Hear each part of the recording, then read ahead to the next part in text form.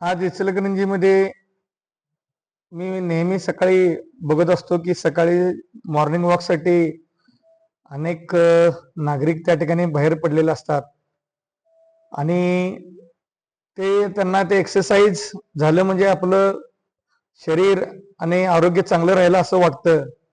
काही जण युट्यूबच्या माध्यमातून डाएट फॉलो करत असतात आणि त्यामुळे त्यांनाही वाटतं की डाएट केलं आणि एक्सरसाइज केलं म्हणजे माझं आरोग्य त्या ठिकाणी चांगलं राहत असेल. परंतु हा एक गैरसमज आहे.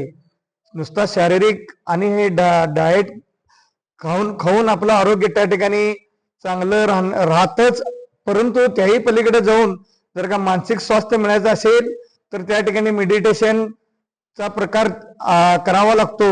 हे आमच्या संपूर्ण स्वास्थ्य प्रणालीमध्ये त्यामध्ये 5 शरीरावरती काम केलं जातं.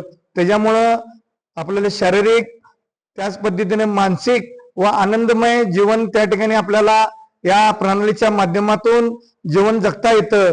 त्यामुळं या प्रणालीमध्ये आपण जे येऊन ज्ञान प्राप्त करणार आहे ते आपल्या जीवनामध्ये खरोखर एक स्वस्थ आरोग्याच्या बरोबर एक आनंदी जीवन या ठिकाणी आपल्याला मिळणार आहे.